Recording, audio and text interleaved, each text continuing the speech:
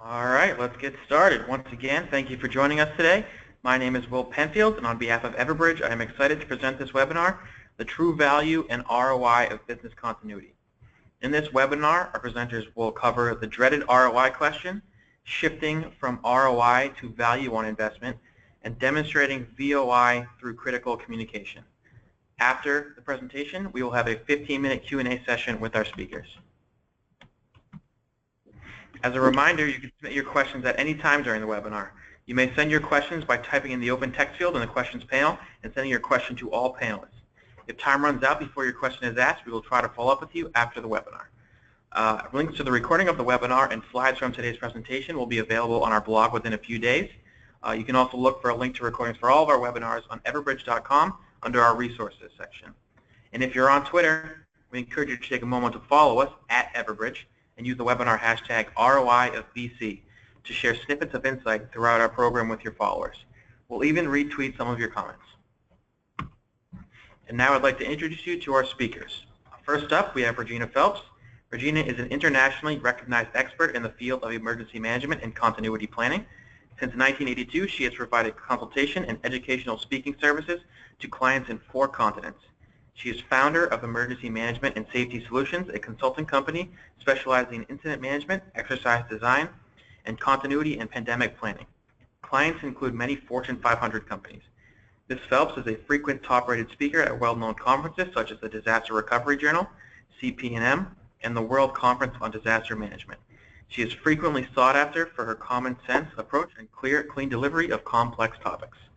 Following Regina, we will hear from Andrew Woods. Andrew is the Managing Director at Resiliency Matters Ltd. Andrew has worked in the business continuity field since 2004 and has built ISO and BCI-aligned resiliency programs from the ground up. Andrew is also a member of the Business Continuity Institute. We are excited and honored to have our speakers here with us today, and now I'd like to turn it over to our first presenter. Regina, you may begin. Thank you, Will, for that kind introduction. Let me get started here by, first of all, talking a little bit about this concept of value and ROI. First of all, how did this presentation actually come to be? This last spring, I was asked by Everbridge to participate on a webinar with several other business continuity professionals to really talk about ROI during BCI week. And I really jumped at the chance. Why did I do that? I believe that once and for all, we need to actually get this right. We need to begin to shift, and we need to change the conversation. What do I mean about that? My comments are grounded in what I see happening with many of our clients and colleagues around the world. Even though we have tremendous risks to deal with globally, we continue to see continuity departments and efforts shrink, and planning efforts actually degraded as budgets are shifted to other initiatives that are deemed more worthy. Now, we stop and think about it. Frankly, this is kind of mind-blowing. We're in a world with increasing and expanding threats and challenges, and these threats and risks have the opportunity to affect business operations like never before. And the number of risks that we actually have to deal with span the complete threat environment. And I'm only going to mention just 3. We have increased physical threats, things caused by climate change and weather changes globally, floods, droughts, wildfires, tornadoes, increased cyclones, and hurricanes. We have cyber attacks and breaches and ransomware and denial of service attacks. We've got violence of all kinds, terrorism, workplace violence, active shooters. And the risks and the threats really seem endless. So I believe that we need to change the conversation. And my hope for this webinar is that we'll begin to do just that. So let me then talk about what my agenda is for today. I want to talk about what is the dreaded question. I want to talk about the value on investment of business continuity. I'd like to give you 8 ideas about how you might be able to look at that. I want to talk about how you communicate value and success. And I'm going to give you a homework assignment. If anybody's ever taken any classes from me at conferences, especially workshops, they know I love to give homework assignments. But I think that's actually where a lot of value comes from hearing anybody, is to take it away and do something with it. So on that note, let's talk about the dreaded question, if you will. So what is the dreaded question? What's the return on investment of your continuity planning efforts? I call that the dreaded question. Now, it may have several flavors to it. So the question might be something like, how much will you save the company this year in your planning efforts? Or the question might be how much you're going to make for the company based on your planning efforts. Or it could even be something like this. What is your program doing to the company bottom line? And I'll be honest with you, for most people, your likely response isn't going to help you out one bit. Why is that? Well, one likely response that I've heard over many years of practice is somebody might say, well, okay, great. Let me tell you, our plans are going to protect us from any downtime, which is projected to cost, as we know, looking at our BIA, fill in the blank, dollars, pounds, euros, whatever it is per second that we're down. Now, that's a very slippery slope, I'll just tell you, because the next question is likely to come out of your executive's mouth might be something like this. When did that last happen, and how much did it cost us? Because, you see, we frankly and thankfully live in an environment where we do lots of planning because we have tremendous risks. But for most of us on this call, those risks are probably not going to happen, knock on wood. And if they happen, they may not be to the extreme that we've actually planned for. So the net result of the dreaded question is that more than likely you're going to lose. Because when somebody starts to look at your answer about a hard tactical issue, return on investment, how much are we benefiting from your efforts in a tangible cost way, many of us are going to have a heck of a time actually describing one. And let's peel this back a little bit further. This is what I call the yikes moment in your conversation. And that's why I think we have to change the conversation. Because you see, the traditional definition of return on investment is very literal. It is black and white. It is hard. It is tactical. Return on investment is return on investment. You need to prove that your company has received pretty much the same money back or more because of their investment in your program. I don't think anybody on this call can probably do that from a continuity perspective.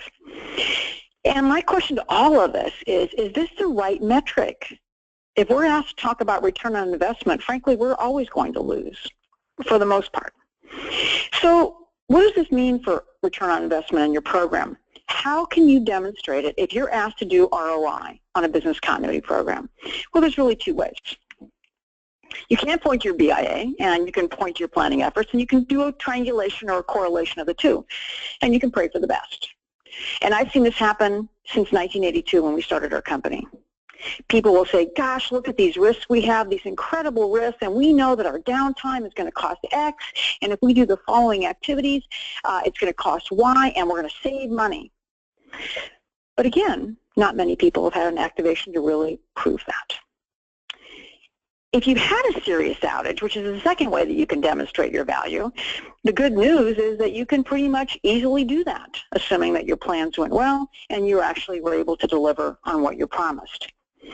However, it is really hard to do that if you've had no disasters or plan activations. And I will tell you, in our client population, which is broad, wide, and in many countries, we don't see that many activations, which is good news. And I'll tell you what's even harder. If you have an activation, but it was really easy, was really a piece of cake, frankly, it's worse. And I'll give you a great example. Back in 1989, 100,000 years ago from now, in San Francisco, in the Bay Area, we had our pretty decent-sized earthquake. It was a 6.7, killed 57 people, and did a lot of damage. But the damage wasn't that bad. Businesses recovered pretty easily. And for years, I would hear people say to me, but Regina, you remember at Loma Prieta? We did so well in Loma Prieta. And as I saw people talk about that more and more and pat themselves on the back more and more, the funding for those efforts really began to diminish. And this really ties to what I call the return on investment and risk appetite. As time passes from the last time you had a plan activation or the last major threat, or risk, that something bad was going to happen, the risk appetite actually begins to grow, which means they have more tolerance for risk. And I see this increasingly after any disaster. So many years back, going back even as far as like 1987, Whittier earthquake in California, we had 89 Loma Prieta, then we had 91, we had another event in Los Angeles, and we also had the Kobe earthquake. And then if you went and you looked at all the major disasters that have occurred globally since the early 90s, every time there was an event, there was actually a great interest in building resilient programs. But then the window closes after a period of time. And what we've seen over the last 10 or 15 years is the window closes really quickly, which means the risk appetite is bigger. People begin to say, you know, I am willing to risk that the bad thing won't happen, and therefore I'm not going to spend as much money. So if you tie your assessment to a hard tactical metric like return on investment, you're going to lose. I call it a misplaced effort, actually. So the faultiness of tying return on investment to continuity planning or disaster recovery is really faulty logic because the formulas are myopic and they're overly tactical. And what we do for a living, for the most part, is not hard and measurable, which is what an ROI is. So ROI and most cost-saving formulas work really great when it's really a hard tactical study. So, for example, if you're tying the amount of advertising you're doing to sales revenue, wow, you can really see that pretty clearly. Or increases in market share, you can see where that investment paid off by increased numbers or members or clients or whatever it is. Business continuity, not so much. We just don't have that ability because we don't really deal in those hard numbers on a regular, frequent basis. And this is what I call the square peg, round hole problem. And we need to actually migrate and move away from this square peg, round hole. And this calls for what I call soul searching. And what I really ask my clients to do is stop and think. Have you thought about how you can do things differently, first of all? I did a talk not too long ago for Everbridge on this very topic, asking people to think about doing things differently, doing BIAs differently, doing planning processes differently, maybe doing it maybe with not necessarily getting the same results, but similar results, maybe spending less money, maybe doing it in a way that's more inclusive or inviting. That's what we need to begin to think about. In other words, what we need to do is we need to begin to show in a meaningful way value to the organization. And this is the real question of this talk today, frankly, is what is the value add? Not the return on investment, the value add of business continuity. And hopefully, what is that value add beyond the big bad thing? Is there a value add for what we do beyond the big disaster? And I want to say to that question, yes, there is, and that's what this talk really is. Is there a way that you can show value to your organization every single day? Because that is how you will build a program that will really encourage and support resilience in your company. And really, furthermore, again, as I talked earlier, how can you think about doing recovery differently? How can you deliver similar results, then maybe do them differently? We can't keep doing the same thing over and over again. The world is changing around us, and we have to change with it. And what I want to focus on is this concept of value. So when you look at options, shouldn't we be asking other questions? Shouldn't we be framing the conversation differently? Is there a better alternative to return on investment? And is it possible for you to tie the dollars invested in your program to desired and realistic company outcomes, such as increased resiliency, competitive advantages, effective staff training, more thoughtful business processes? Go to the missions of your company. Go to those websites that have all of those great things that say who and what you are and what's important and what your values are. And can you begin to draw the picture and the correlation between the work that you do in continuity planning and preparedness and tie that to that company initiative? And this is really the concept of what's called looking at value on investment of business continuity versus the return on investment. So value on investment was actually a term that came out several years ago by Gartner, really trying to actually put a name to this for not just continuity planning, but other intangible assets. And so value on investment really is about intangible assets. And as we know what we do for a living, we contribute heavily, greatly to an organization's performance, but we don't often frame it in that way. Now, those intangible assets are lots of things. They're increased knowledge. There are processes that we might create. There's organizational structure, which we know in a crisis, incredibly important. And also this incredible ability that we have to get people to collaborate that other departments just don't have. We provide tremendous value, but it's intangible. It's different. VOI is really how you measure these intangible benefits, or that you begin to wrap your arms around this. And that's the benefits of any kind of activity or program or project. And in that VOI, there can also be some return on investment. I'll give you some examples later on about how you can get a twofer out of it by having a VOI that includes some return on investment. So my premise of my talk is really to begin to change the conversation, if you will, and change it from value instead of return. So we begin to shift from this value approach instead of this ROI. And what it helps us do, first of all, is it helps us sort of begin to think about more of a forward-thinking framework, which is really what we need to do in our business, in all levels of business continuity management. A forward-thinking framework which helps us in scoping, prioritizing, and really initiating any of the projects that we do. So, for example, VOI will help us in measuring things such as measuring the idea of creating company resilience by, first of all, tying it to outcomes of increased employee skills. I mean, look at what we do for a living. We help people build skills and knowledge, which is what I'll talk about in just a bit. That's what we do. That's not tangible, but it certainly provides incredible benefit. We also create incredible value through collaborative planning and learning everywhere within an organization.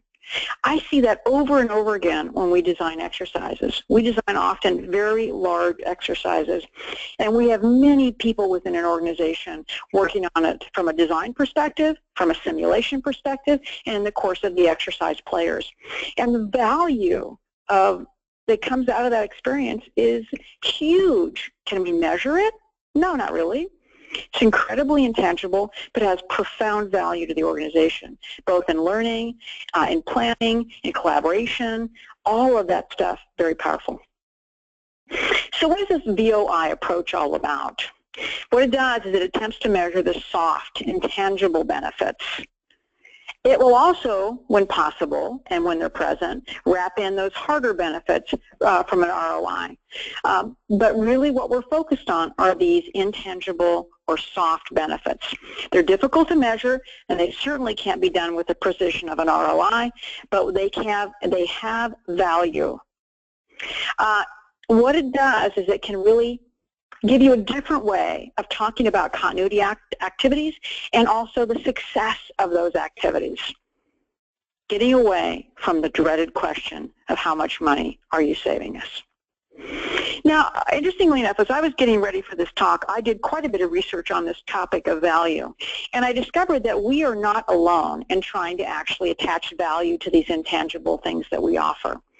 So, for example, when I did this initial research for this, I found there were tons of industries struggling with the same thing. Things like higher education. Even aspects of technology, which I was quite surprised, had a difficult time sometimes in tying an investment of a technology to actually hardcore savings. But yet the value was great.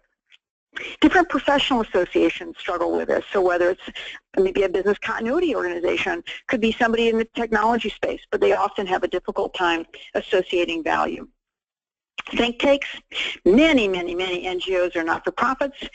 Any organization that actually produces lots of value but is not tangible, so those intangible assets, struggle with the same problem that we have.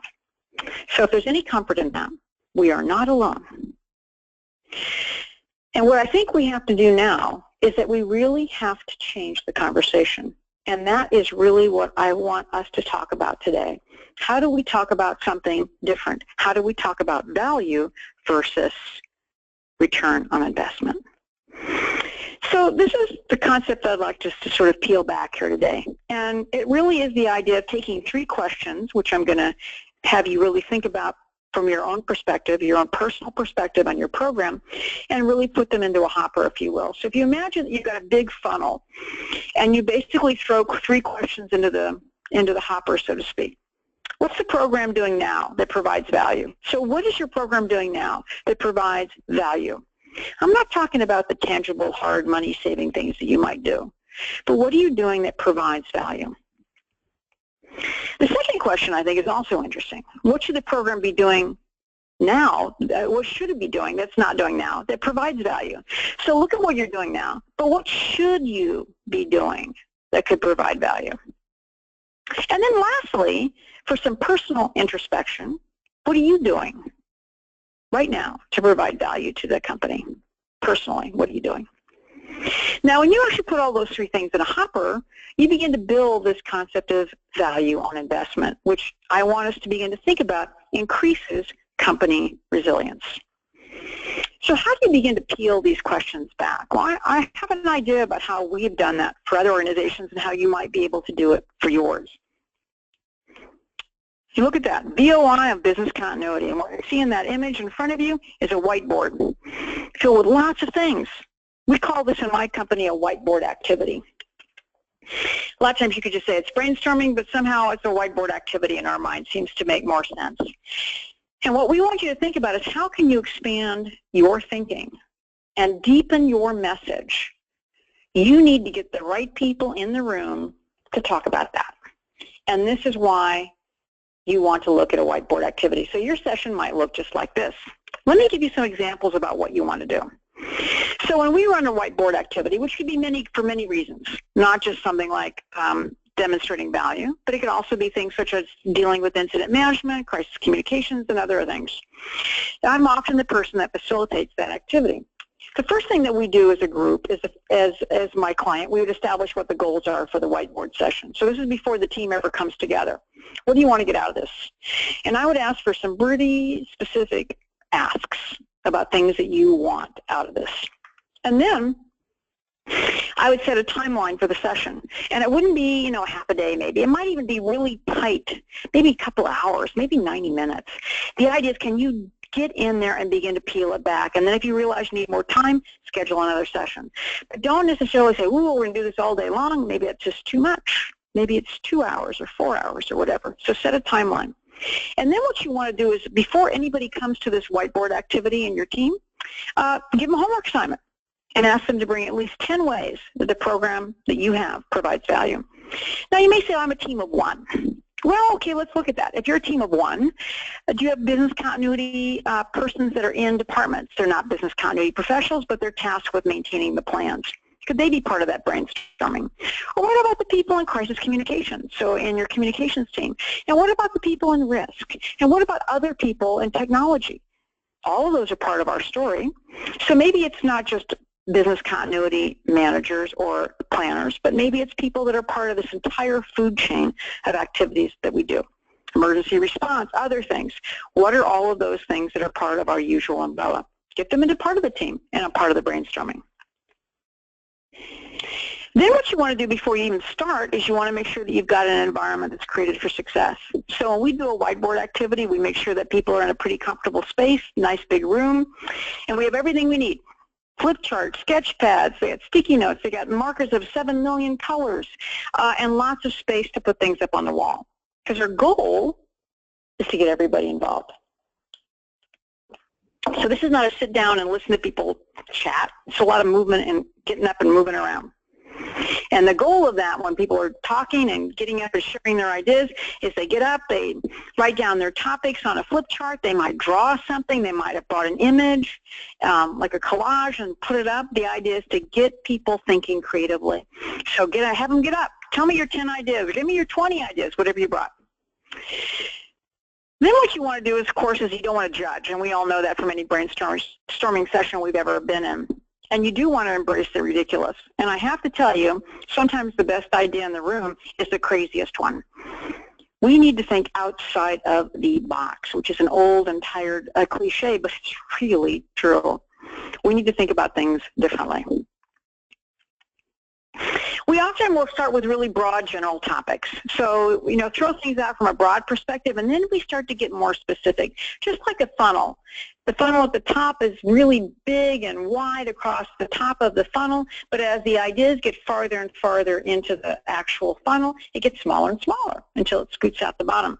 So start with things that are broad and move to more detail later on. If you start with detail right away, people get really hung up like, ooh, that would never work, or any of those kinds of things, which we know stops the conversation in a heartbeat. And then what we want to do is we want to look for synergy. What does that mean? Your goal, if you're the person facilitating a conversation like this, is to literally begin to tease together the ideas and connect them. Because a lot of times there'll be themes. There'll be themes of value that will begin to emerge, like knowledge or depth of learning or things like that. And you can begin to tie those together nicely so that everybody can see that we're all contributing to that same thing, and there's tremendous synergy in the effort. And then lastly, I would say, whenever you have a brainstorming whiteboard activity like this, do not fall in love with all of your ideas. Because sometimes you'll think they're absolutely brilliant, and then you shop them around and you discover not so much. So embrace them, work them, but be willing to let them go if something else better comes along. So that's what I would suggest that you do. So think about what value means. Now, I wanted to give you 8 ideas of value. Now, and when you do your whiteboard activity in your business, I would not encourage you to start with my 8 ideas, because that sort of shuts people up and keeps them from not thinking about their own. Save them, and at the end of your whiteboard activity, you can lay them down. But I bet they've already been covered.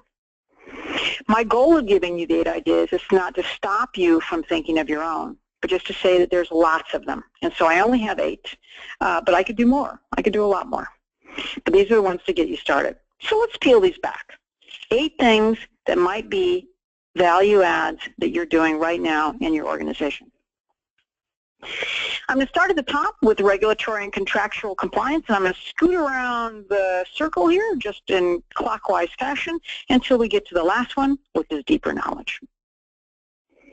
So under regulatory and contractual compliance, you may say to me, Regina, I'm in banking, and we have tons of things we have to do by the FFIEC, and I would say, great, you already know that that's one of your value adds. But you may not have that. But it could be somebody else that you're related to that has the regulatory requirement. So, for example, let's say that you're a technology company. You're a service provider of some kind, and especially if you're dealing with banking. As you probably well know, the FFIEC Appendix J now says that there must be this resilience of outsourced technology services, and it must be demonstrated, either through collaborative planning and or exercises. If you happen to be one of those third-party vendors who has that relationship, wow, how great. You actually now have to demonstrate a adequate program and one that meets the requirements and provide testing as well, exercises as well. So it could be a regulatory compliance issue thanks to one of your big customers. It could also be required in the contracts of some of your big clients. We increasingly have seen this, especially in third-party relationships, where all of a sudden somebody says, I want to see, not only do I want to see that you have a program, I want to know that it has these following characteristics. I want to see the results of your last exercise. People are getting more demanding. That's a huge benefit. It's of great value when you can say to the sales team, yes, indeed, we do all of this, and I can give you a document that shows that. Big benefit, a great value add. Even if your organization is not yet personally has requirements of external regulators, it could be in the future. And we have begun to see this increasingly, and especially look at the growth in the cyber-related threat issue and the regulations and activities that are now coming, both federally but also on the statewide level. If you're not familiar with what's happening on that particular front alone, which has not just technology requirements, but also communication and reporting requirements, as well as continuity planning requirements, both look at your Attorney General in your state. Many of them are issuing papers. We have one in California, as well as look at what's happening with the feds. This will change over time, and we'll be a part of that story, regardless of where we are in the business continuity management space. The second could be a big competitive advantage. We all like working with people who we know can deliver their products and services on time, regardless of what just happened to them. And we certainly know for regionalized disasters, whether it's a flood or a tornado or possibly a fire in an area, we know that if a disaster especially only just happened to you, your customers might be willing to tolerate a day or two of you not being able to assist them. But beyond that, it's tough. And they may not even want to give you a couple of days because they still have a business to run and they need whatever you're providing, service or product. So we know that from a competitive advantage perspective, it's really helpful. Being able to demonstrate to your key customers and clients and prospective clients that you've got a comprehensive and tested business continuity program, which includes all the things that we do, right? IT recovery, business continuity, crisis communications, supply chain resiliency, incident management. All of that assures your customers that you can deliver on your agreed upon SLAs. And that's important. It's critical from a sales perspective, but also when you're being pitched and talked about, you can pull out that as another value add about what you're providing for the business. Your competitors also may not have as good a program as you. Not that you would necessarily say, no, they don't have something, but you can really talk about what you've got and how great it is, and then you can say, as a pitch to the salesperson, go out when you're making a sales pitch and ask them to look at these other two competitors of ours and ask them what their program is like and how it matches ours. All good stuff, all good value. What about brand and reputation protection? That is a huge one, and that I will tell you is one of the most intangible values. But in this day and age, this is so important. But yet, it's one of those that's not easily measured.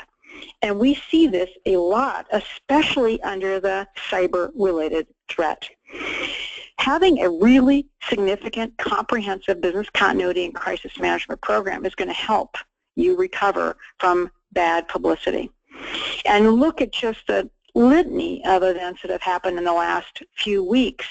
I'm, looking at Tesla and the automatic driving car and the person that was recently killed. Great issue of brand and reputation management problems. Issues related to airbags, and the list goes on and on. Having a way to help manage a brand and reputation problem as it emerges is critically important, and we see that in the cyberspace. It's important that people understand that you are reliable and that you are good for business and that you're able to literally deal with these things as they come up. It is far better that when the bad thing happens, your team has a plan in place versus when the bad thing happens, all you can tell is the oops story, which means you didn't have a plan.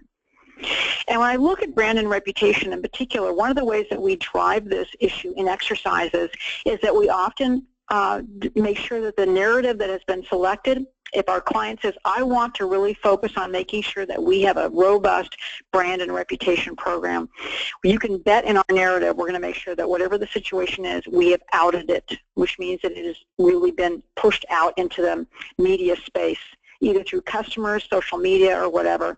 Of course, we really don't do that, but in the exercise make-up world that we create, we do. We've done this a lot in our cyber events, and the number one issue that most executives will tell me personally is that their biggest concern about having a cyber event is it will damage their brand and reputation. And if that's how your executives feel and you're doing a cyber exercise and focusing on impact, you want to make sure you really drive that home, because it will definitely show how much value you add in the area of brand and reputation management. Risk identification. This is one of the key things we do, right? You start a program, and the first thing you're going to be doing is a hazard risk analysis and a BIA. And when those things happen, those assessments occur across all these locations that you might be responsible for, you're going to actually identify all those threats and vulnerabilities. And whether it's a business process or a function, or maybe it's actually a physical thing that you find. An example might be that if you're an earthquake country and you do a survey of your area and you discover that much of your equipment might fall on the ground, then maybe the mitigative strategy is to make sure that it won't fall by either attaching latches or things like that, or securing furniture to walls. So when you look at a risk identification, it has the ability to then have the business then take operational changes or physical enhancements that actually reduce or eliminate the risk. Great. Now, there's also a little bit of a twofer in a risk identification issue because, and by twofer I meant you can now probably very maybe likely bring in return on investment. And when you look at return on investment, how does that happen? If you can demonstrate to insurance companies that you have done mitigative changes that will actually improve the ability for your company to survive the earthquake, the hurricane, whatever it might be, there's an opportunity there for risk insurance savings. So there's a little bit of a twofer there. There might be some ROI when you do a good risk identification.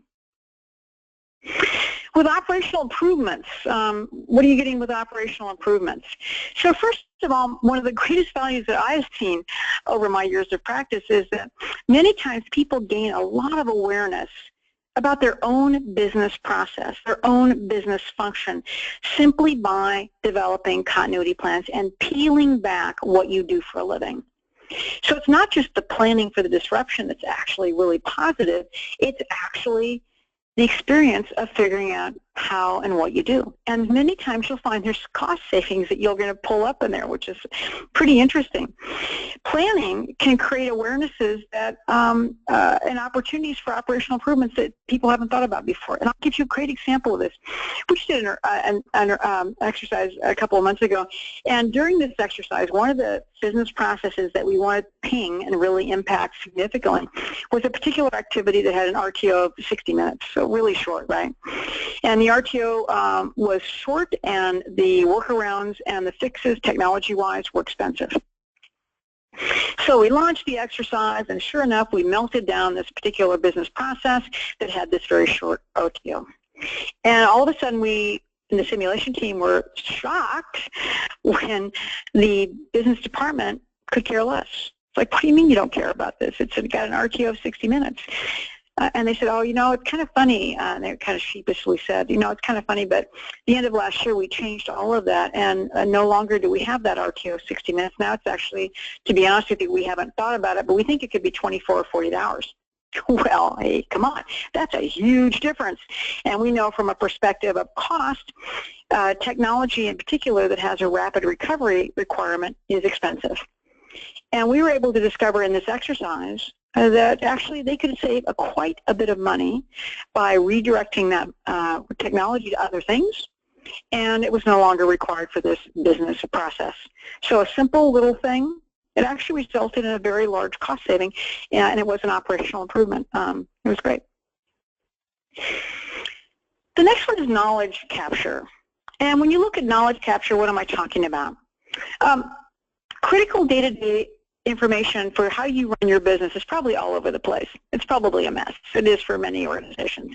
You've got stuff on spreadsheets, and you've got stuff in paper files and in old plans, and you've got things in subject matter experts' heads, but it's not well documented. And when you actually do a really good continuity planning process, as we all know on this call, you actually capture a huge amount of knowledge.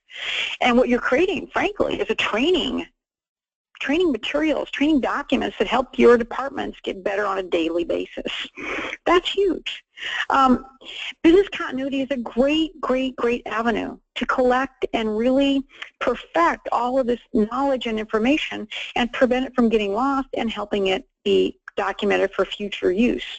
This is becoming an increasingly important issue with people retiring.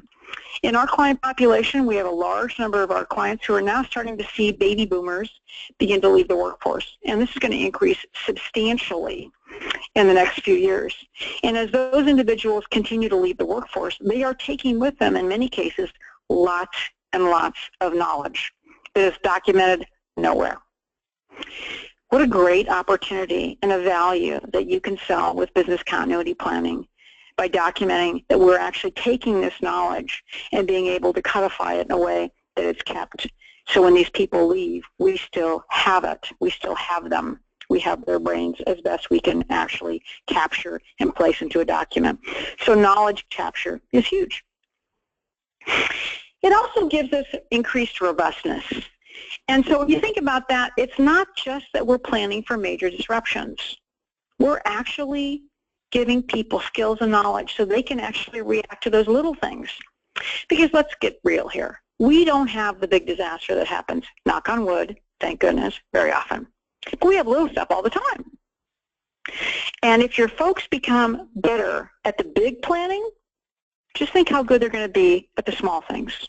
So whether it's a short-term power outage, or maybe you've got a sprinkler head that's damaged part of your office and you can only work in part of the space, whatever it is, a small incident, what we would call a level 2 in most of our activations, that would really make people more resilient. And that's a great value add because those are the things that are going to happen the most often. The last one of my 8 examples is what I call deeper knowledge. So when people are engaged in this planning process, we've heard, and especially recently, that employees have actually learned a heck of a lot more about their current processes and how to do them more effectively because of this. They've got a deeper knowledge. And let me give you a great example of this. One of our clients did a large cyber exercise last year, and one of their key findings that we wrote for them on the after action report was that there was no ability for business units to continue their work at all without technology. And in the exercise we ran, it was a significant piece of malware that very likely destroyed all records for at least 60 days. So there you are at the end of an exercise, and you pull out your business continuity plan, and you see, wow, there's nothing there. There's nothing there, even if how you would survive a day or two without technology, let alone longer than that. So one of the mandates that the executives have when we gave them our after action report is they looked to the business continuity office and said, you will try and figure out something, at least something that we could begin to put our arms around. So one of the initiatives was to actually do manual workarounds. Figure out, are there any manual workarounds at all? Now, on the first glance at this, most of the departments raised their hands and said, no way, we can't do anything.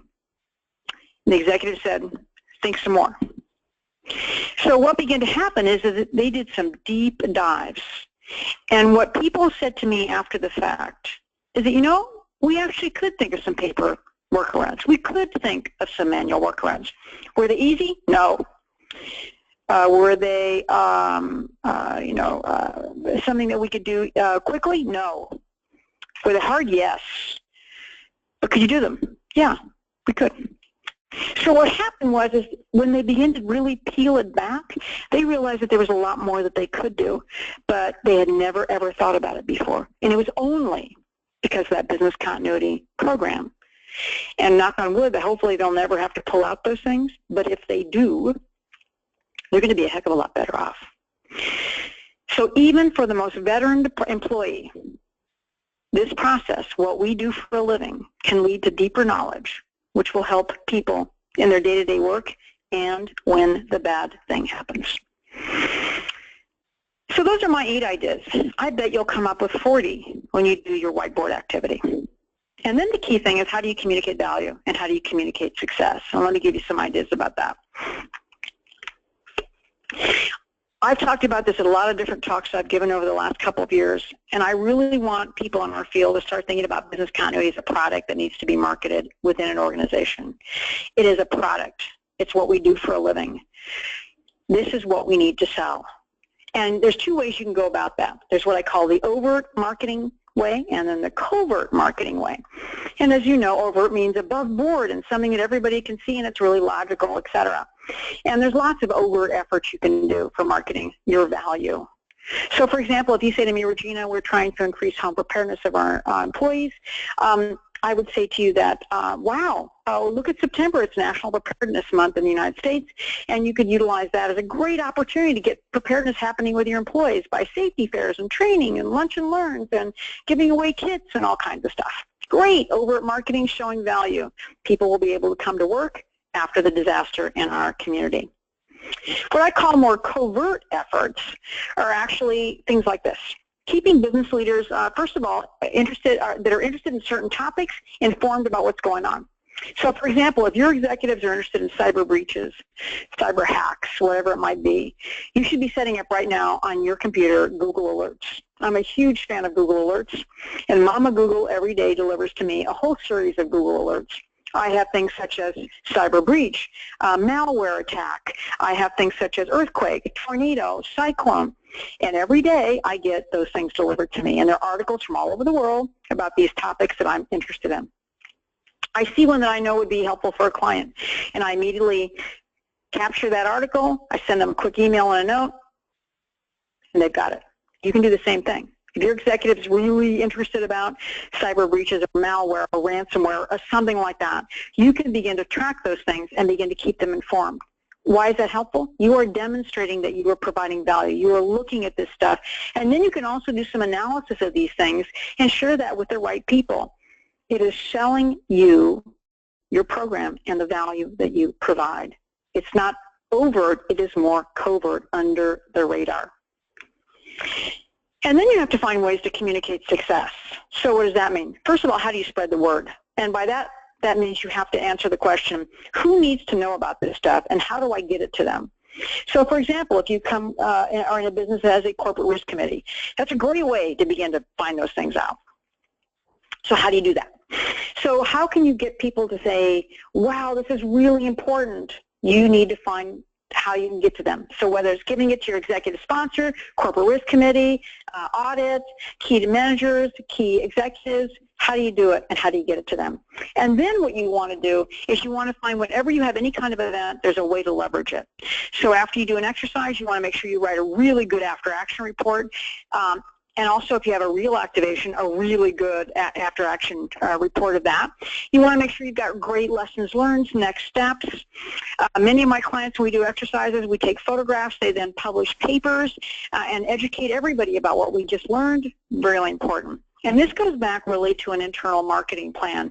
Whether it was a real activation or a fabulous exercise, how can you communicate it? Articles, white papers, internal websites, telling how valuable this effort was in making our company more resilient. That is telling people the success of your program. They should never know about you after, just because you've had an outage. They should be hearing about you all the time. So just know what I want to do is I'm going to leave you with a homework assignment, which is anybody who's ever heard me talk know that I love to give, because I think you need to listen to this stuff, but you need to do something with it. Just listen to me is not helpful. You need to actually take what I've talked about and see how you can make it work for you. So my homework assignment's got 3 things. First of all, I really advocate that you get your team together, whomever that is. So whether it's other departments joining you, or if you have a bigger business continuity department, all of those folks, and really look at the value question. What value are you providing to the organization? And come up with a zillion things, and then find the synergy and bring them together. Number 2, get your elevator speech ready. Now, we all know what an elevator speech is. That's when you're in a small space for a short period of time and people say, what kind of value does the business continuity program here at our company provide us? You should be able to spit out top 5 things in a heartbeat. And it should not be, well, you'll be really happy when the bad thing happens because we've planned for it. That should not even come out of your lips. I want to hear all the value adds that you do. And then you've got to start spreading the word. You have to talk about this. You need to talk it up. You need to make sure that everybody sees the value of what your department, your effort does for the company. And my hope is in this whole process is that we really let this whole conversation begin. That what we're just beginning is the conversation of proving and showing value. And that's really what this webinar is about. So we're just starting, even though it's towards the end of our time. So on that note, I'm going to pass this back to Will, who's going to pass it, I believe, on to Andrew.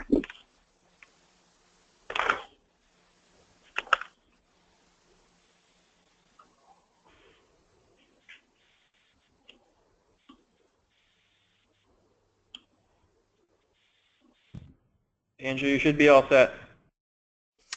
Thank you very much, Will, and thank you very, very much, Regina. That was really very stimulating, I thought, and it's something that is very close to my heart, because as a business continuity and resiliency consultant, I'm often asked, well, what is the value on investment, and how can you demonstrate that? And one of the things that I've been asked to do today is to give you some practical examples of where I've been able to demonstrate the value of a mass notification system, it doesn't matter what type, but demonstrate the value in the business processes, in the day-to-day operations, really about bringing that tangible substance to the business. So the first thing that we really need to do is look at the baseline question, which is, do you have something in place that you need to expand, or do you want to get something that you can't necessarily get the business buy-in for? And really decide how you're going to pitch this. And this goes back to what Regina was saying about understanding your business or organization, understanding your business goals, and making sure that you align with those, not just from a resiliency perspective, but from an organizational and overall corporate goals perspective, so you can really support your organization in the activities that you do. Now, I'm going to give you some examples here, and you know, as we just heard Regina say, come up with those 5 examples. So I'm going to give you some of those that I've actually done out in the real world with tangible results.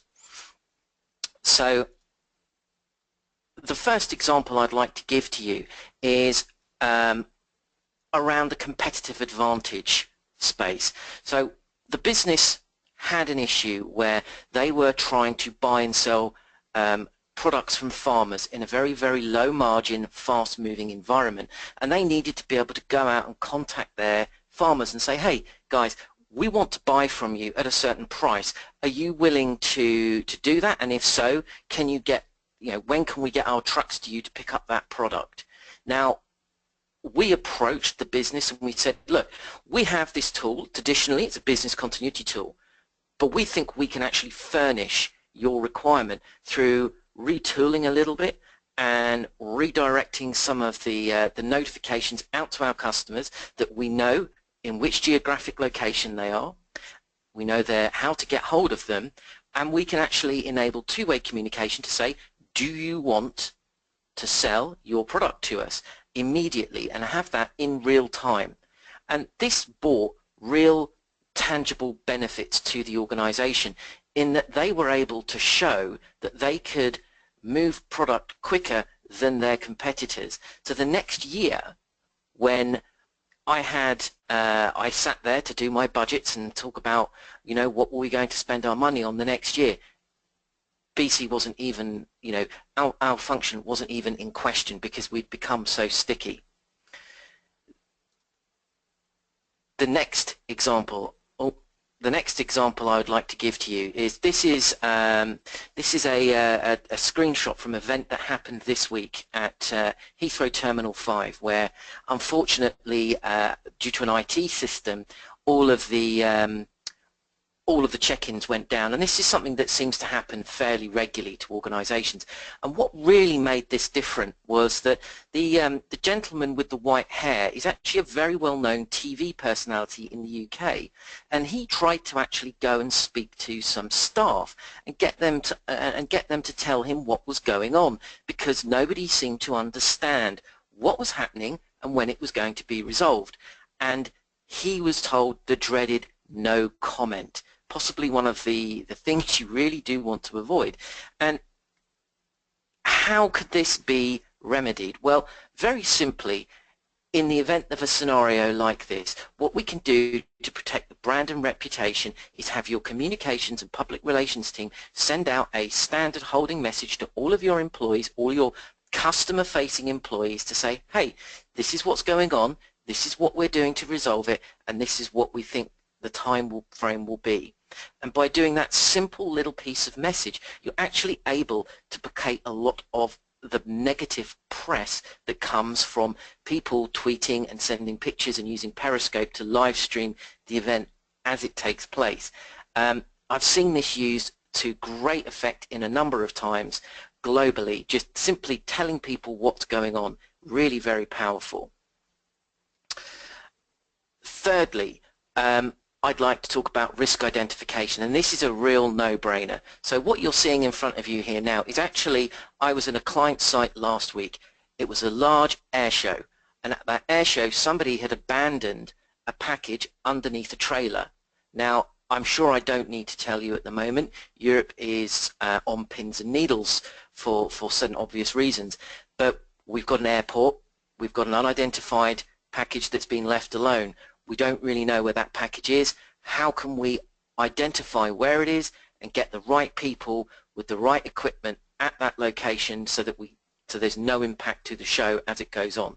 Well, here what you're seeing is 2 notifications that were sent into the system, pinpointing the exactly via GPS where this issue is. And if you'll notice, the two pinpoints are slightly further apart. That was due to me actually being told by control to move further away from where I initially observed the incident. Now, what makes this so powerful is that search teams were actually able to identify in a massive airfield where exactly to go, thus reducing the amount of time someone had left alone being clever. Thirdly, I'd like to talk about operational improvement. So, very simply, I was asked to conduct a post-mortem on a major IT outage for a large organization. They had a data center go down, and it was a badder IT outage as you can possibly think. Multiple systems offline, absolutely no inkling of when those systems were going to come up. So the IT disaster recovery team decided the best thing to do was stand up every single IT employee in the region. Hundreds and hundreds of IT employees brought online into crisis mode to start managing the issue. Now, this issue actually took 4 days to resolve before they were able to say, we know definitely when it will be fixed. This meant that every single IT person was engaged for that entire period of time, costing a huge sum of money in just labor alone. The fatigue that people experienced from constantly being told, no, you've got to come onto the bridge, that's another discussion altogether. But by simply having your IT people identified as being who's on shift and with what skills, and being able to say, okay, Microsoft Windows server person, you need to be on shift now. If you don't respond, we're going to escalate that to the manager, is so unbelievably powerful. And it's such a simple thing that it really can demonstrate the value of your investment in your tool sets. So those are just a couple of examples that I've thought up, but really this is here for you. This webinar is here for you today. So I'd like to pose the question, who's had that really great idea come up and think to themselves, you know what, I can absolutely relate to this, and I can think that there is something that I can bring to my organization off the back of what Regina has said today, and hopefully some of the ideas that I've shared with you today. Thank you. All right, thank you, Andrew. At this point, we will move on to the question and answer portion of the session. We have some pre-submitted questions that were submitted when people registered, but we will also take questions from the audience. As a reminder, you may submit your question at any time by typing a question into the open text field in the questions panel on your screen and submitting it to all panelists. So the first question we have here is, what do you think is the best way to demonstrate and communicate value to different stakeholders at my company? That's a great question, and I think during the course of this talk we've demonstrated quite a few of them, and that is, again, going back to just some really simple things. Being able to know what the persons are interested in, so whether it's a breach or something like that, being able to tie back contemporary events to that particular interest, being able to look at any incidents that have occurred, and when you write your after action point, demonstrate the value of what occurred as far as the planning efforts and how you reduced expenses or potentially increased the resiliency or the return to work. Looking at exercises and other events of which you have done planning, and then being able to correlate that to actual possibilities. And go back to the 8 things I mentioned, all the way from regulatory and compliance related issues, all the way through the deeper knowledge. I think there's lots and lots of things that we talked about today that really will help expand and answer that question. Sort of going off of that question, Heather from the audience is asking if there's any specific suggestions you would have for government. That's a great question. I think if you go back and look at government, the thing about government is that there are mandates that you have. There are things that you have to do, which might be, for example, in the area of public safety. So whether that's fire, police, 911, or it could be healthcare, or it could be things like Department of Public Works and water services. There's a lot of things you have to do. And I think you can always tie back the value to what you have to do. So the planning efforts that you do to make sure that your city or government agency can deliver on its mandate post-event. So look at the risk profile that you have as where you're located in the country. Look at what's likely to happen to you. Look at the kinds of risks and things that could occur. And then you can always begin to extrapolate. If we are to provide 911 services or we are to provide health care, this is the kind of things that we need to have in place. And then the other question is, what are there other alternatives to that? And in many cases, the services the government provides, you're it. It's not like there's another competitor that can come in and fill that void. So go back to your mission, go back to your area, and then begin to extrapolate those things. I think there's a lot of richness for a federal agency or government agency to look at. Off that same question again, Matthew from the audience actually just asked any specific suggestions for higher ed. Higher ed, I think that's a really interesting. What I would do is I actually read 5 or 6 really great papers on higher ed and value investment. So if you would Google higher education or educational programs and value of investment, you'll find that there's a lot of thinking going on about this in particular that I think is really thought-provoking. So I would. There's nothing that comes right off the top of my head. Maybe Andrew would have something, but I would really do a Google, because I read the papers that I found the most informative about correlating this to continuity planning all came from higher ed. All right, so Diana is asking how you can get the copy of the slides shown in today's presentation.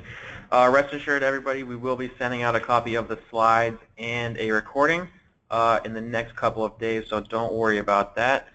There's also a white paper that will be coming out as well, too. Yep.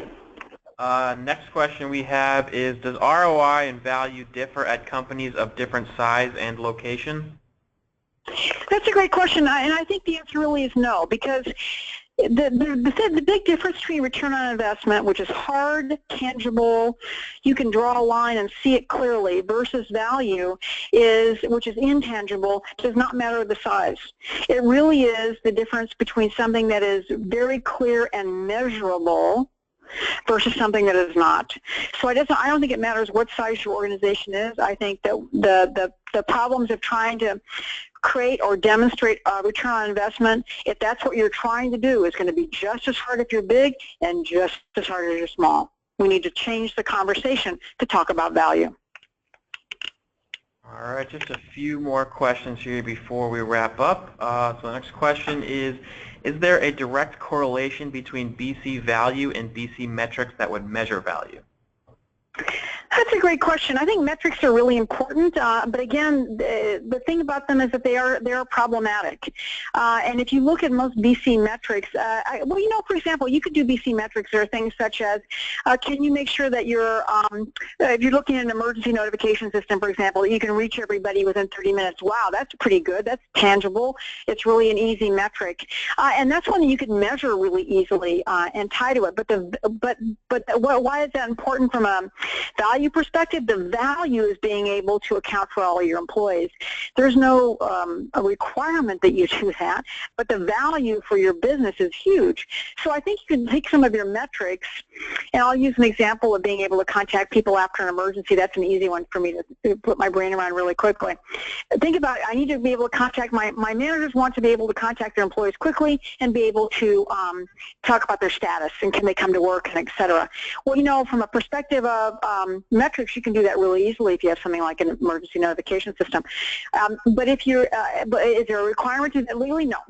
What's the value of that? Huge. Huge, because then you can actually activate your plans and recover your business and so on. So I think the idea is take something like a metric. You probably can't necessarily look at it as an ROI, but you can find a value add for it. And again, that's another reason to keep doing it. All right, last question we have here. It should help us sort of wrap up the whole entire conversation. What is the best method for convincing various leaders of worldwide business units to allocate the time and resources to work on a viable business continuity management plan? If I had a simple answer for that, I would be a zillionaire. But I don't. But again, I would say to you is that I think look at, especially if you have a global company, look at the risks where those global leaders live. And sometimes what I try to do is find out what makes them, what are they interested in, and then I try and speak to that.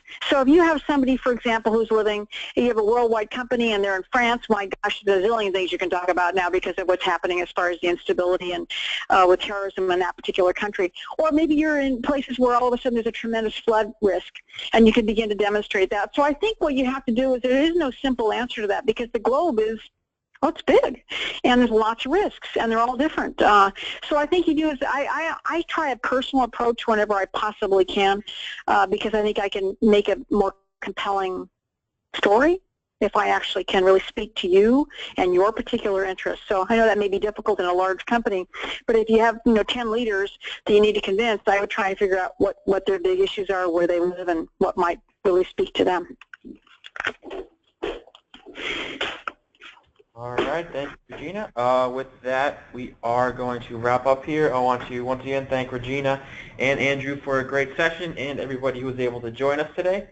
If you missed any part of the webinar, be sure to look for the slides in the next couple of days on everbridge.com/blog. You'll also receive an email with the link to the slides and the recording in the coming days. And if you haven't already, please take a moment to follow us on Twitter @Everbridge and join our group on LinkedIn, Everbridge Incident Management and Emergency Notification Professionals. For those of you interested in discovering the power of the Everbridge system, please visit everbridge.com/request-demo. Thank you all again for your participation in today's webinar. We hope to see you online again soon. Have a great day.